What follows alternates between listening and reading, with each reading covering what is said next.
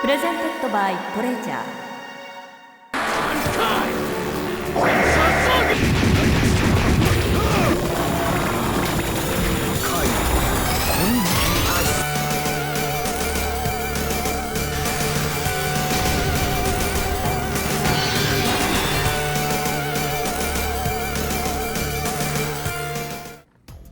Yo, here we are. Last episode is the treasure series I've been working on. Now, as I stated in the previous two episodes, Bangai-O HD Missile Fury has been delisted. Without any hands-on experience with the game, I really didn't have very much to say about it. Now, there's a lot of licensed games in this one. I don't like making these intros too long. I'll have more to say about the series at the end of the video, but real quick, I'm a very small channel. I want to grow, but milk ain't gonna cut it, so please do consider liking and subscribing. That's all I got. Last treasure games, let's go.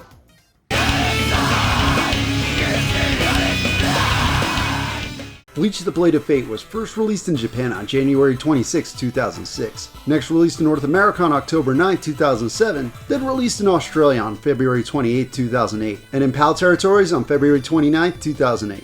Alright, the first of 3 Bleach games. Bleach has recently had a boost in popularity. Luckily, I've already seen the story arc that this game takes place in. Bleach is a manga written and illustrated by Tite Kubo. It stars Ichigo Kurosaki, a high school student. He's able to see ghosts. I see dead people. Oh my god! One night he sees a woman fighting a giant hollow, basically a lost soul. She's wounded in the battle and transfers her powers to Ichigo. The woman is Rukia, Shinigami, a god of death. The first part of the story has Rukia teaching Ichigo how to use his new powers and fighting off more hollows. Ichigo's acquaintances start getting unique powers to fight off the hollows as well. The arc the game follows has Rukia getting arrested for giving her death powers to Ichigo. The penalty is death. Ichigo and his friends break into Soul Society to save Rukia. So yeah, they break into the afterlife where you can die. Again! Bleach: The Blade of Fate is a fighting game. It's actually very similar to the Yu Yu Hakusho game that Treasure made on the Sega Genesis. All the characters have the same button commands to do specials and supers. Every fighter is unique. The moves and supers act very different. There's actually a lot of strategy and character differences, but also in the deck you bring into battle. Character cards are on the lower screen. These give the player buffs or debuffs for the opponents. For instance, switching your life bar with the enemies. There are a lot of different cards. However, you can only have so many in your deck. So yeah, deck customization is a big thing in the Blade of Fate. Just like Yu Yu Hakusho on the Genesis, Bleach has a life bar and a spirit or super bar. The Blade of Fate super meter works a lot like Street Fighter 3's. Doing special moves doesn't use any of the bar, but doing it with a strong attack does. These are more powerful special attacks. Then there are super moves. These work similar to a lot of other fighting games. The game is very easy to get the hang of and you'll be performing combos before you know it. There are also 4-person battles. These take place on 2 planes just like the previously mentioned Yu Yu Hakusho game.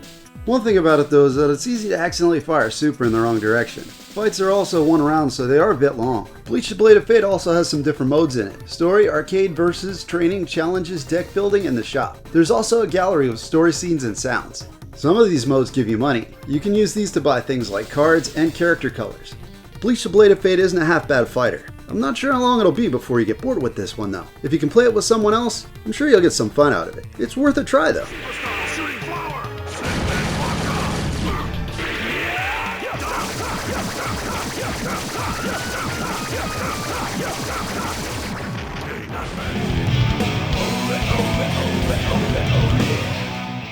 Bleach: Dark Souls.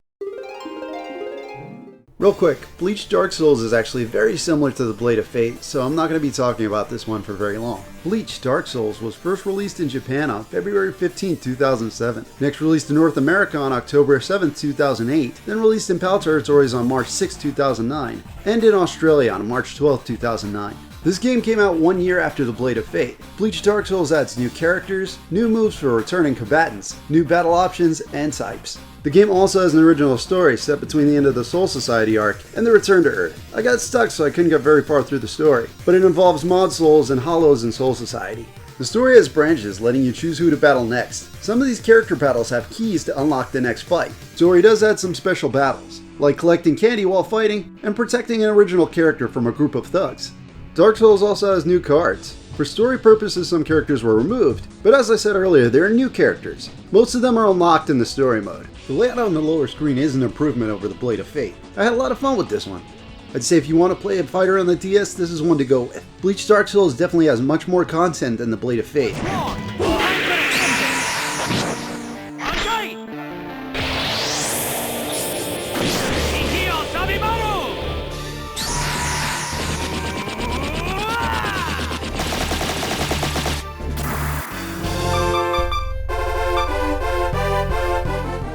Bangai-O Spirits was released in Japan on March 19, 2008. Next released in North America on August 12, 2008. Then in PAL territories on August 29, 2008.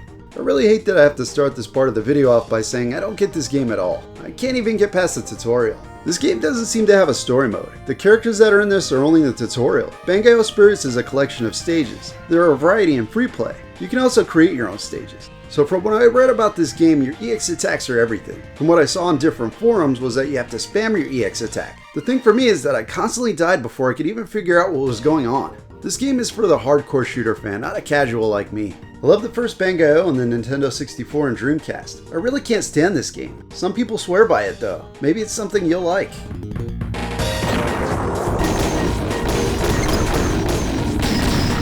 Oh my god!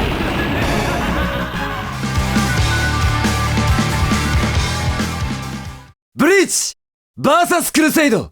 Bleach vs. Crusade was released for the Wii in Japan on December 18, 2008. This game takes place after the Soul Society arc. Ichigo and company have to deal with the Arrancar. Also, there are other people like Ichigo. They have both the power of Shinigami and Hollows. I really had fun playing the story mode. All this time I could have been using Google Translate. Feel the power of my magic! The story is a little more complicated, but I don't want to spoil Bleach for anyone. I really like the soundtrack for this part of the anime. Bleach soundtrack Volume 3 is really worth listening to. Anyway, Bleach vs. Crusade may be Treasure's best fighter. It can be played with either the Wiimote Nunchuck or the GameCube controller. Yeah, the classic controller works too. Some may even use two Joy-Cons and a PS5 controller. What? The controller option is much better in my opinion. Not a fan of shaking the Wiimote to attack. The game is played from a third-person perspective. There are normal attacks that can be easily linked into combos, as well as two specials and two supers. Power-ups can be performed that lead to transformations, or in the Shinigami's case they release their Bankais. The animations for the power-ups are very cool. During these the arena is transformed. Attacks are also powered up. An ultimate attack can be performed here as well. Bleach vs. Crusade's story mode has the player take control of multiple characters. Honestly, this was a great recap. I mean, yeah, I had to view all the text with a cell phone through Google Lens, but this was actually pretty cool. I haven't watched this arc since it was airing weekly in Japan, which was a very long time ago. All these Bleach games really make me want to rewatch Bleach. I never finished the anime or watched the 1000-Year War. Anyway, my point to all this is that it's very faithful to the anime. It really crams as much story into it as they could. After making your way through enough of the story, the partner system is introduced. This allows you to switch characters in battle and call for assists. In certain battles, they'll run around and fight on their own. Bleach vs. Crusade is really a great looking game. Cell shading ages the best in my opinion. Just like sprite-based games, characters look on par with the anime. It really does an amazing job capturing Bleach. Vs. Crusade is a very fun arena fighter. It does suck that this is their last fighting game, but these are the last treasure games. If you can, this is definitely one to play. Alright, that's the last of the Bleach games. We're just starting to have so much fun!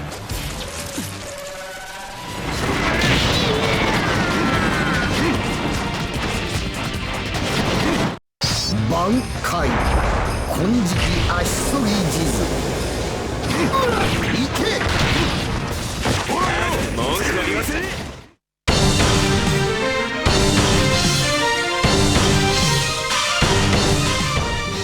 Sin and Punishment Star Successor was first released in Japan on October 29, 2009. Next released in PAL territories on May 7, 2010, then in North America on June 27, 2010. Star Successor is set years after the events of Sin and Punishment. Issa is Saki and Eren's son from the first game. He's sent to eliminate a girl, but he realizes that she's harmless. Since Issa betrayed his leaders, he and the girl Kachi are on the run. There's something about the inner space and outer space, the creators have multiple Earths, I don't know. All that really matters is that the creators are trying to take Issa and Kachi out. So yeah, for me the story is just there. This is still one hell of an action-packed adventure. I guess the closest thing to compare this to is Space Harrier. First off, I'm glad motion controls aren't the only way to play this game. Star Successor feels so much better than the original. Being able to use two analogs makes moving and aiming much easier. The game is non-rail shooter. Both the character and aiming reticle are controlled separately. The gun the characters use has a machine gun, but also a powerful charge shot. There is no limit to the charge shots. After use, a cooldown is required before it can be used again. The charge shot is a main mechanic in Star Successor. It's fun blowing up big groups of enemies with it. It's mapped to the fire button, so it's going to start charging as soon as it's ready.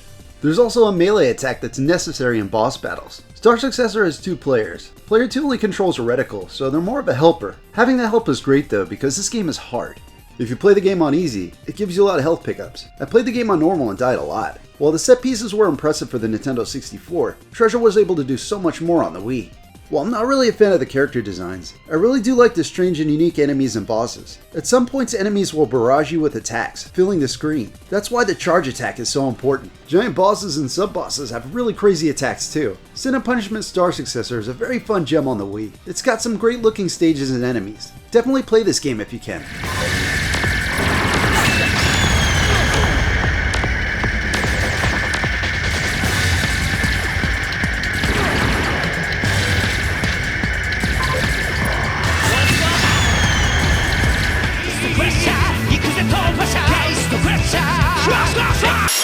Custom 武装アクションガイストクラッシャーゴッド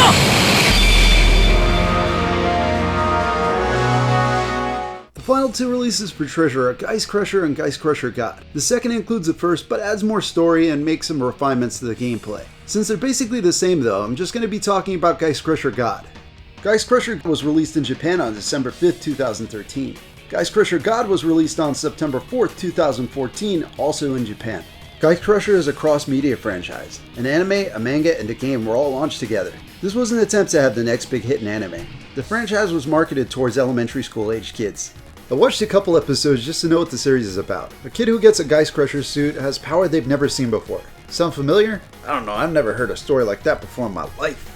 The new metal was discovered deep in the earth. Gunmetal unleashes giant beasts. It's up to the Gaist Crushers to take them out. It's not the worst thing ever, I just really didn't care about it. But hey, I didn't care for Ronald McDonald, and Treasure knocked that McDonald's game out of the park. So how's this game? Gaist Crusher is an action beat 'em up. There are multiple playable characters. Rekka is the main character, so there are times you're forced to play with him. As you defeat Geist, you unlock new armor. Armor levels up instead of characters. If you leave Rekka with low level armor, that's what he'll be wearing when the story calls for him. There are 6 different attacks for each armor. There are 2 types, mail mode and attack mode. In mail mode, defense is higher. There's also a timed guard that can be used in this form. In attack mode, power is raised while defense drops. Pieces of the armor form the weapon. A dash replaces the guard in attack mode. Enemies show up in small areas and almost be defeated before moving on. At the end of every stage is a giant Geist to battle. Defeating them provides new armors to wear. There are also super attacks that are activated on the lower touchscreen. These are good for big groups and to stun large Geists. There's also an EX attack that allows the character to transform. Depending on the armor, the super and EX attacks change. The EX changes which Geist you'll be able to play as. These take a while to build up, so I definitely put some time into this one. It's not bad per se, however it's not great either. It's just okay. The game's story scenes go on for very long periods of time. Luckily they can be skipped. Gaist Crusher gets repetitive fast. Stages are also pretty short, only lasting a few minutes. So here's the thing, I've been showing footage from both Gaist Crusher and Gaist Crusher God. I couldn't tell the difference when playing them. So without noticing the differences, I couldn't really separate this into 2 different parts of the video. Gaist Crusher God refines the gameplay of the original as well as adding new content. I wish I could say that Treasure's final release was an amazing hidden gem, never released here. I can't though. That's it, Treasure's last game. I do have to mention the game that was delisted though.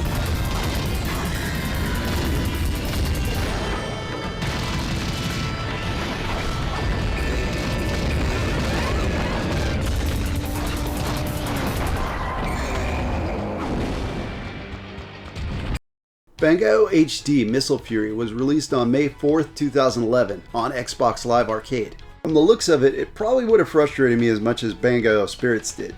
However, this game got really good reviews, it's just a shame it got delisted. I gotta thank Splazer Productions for uploading this piece of video game history. It's just sad how many games have already disappeared like this one did, and how many games in the future will too.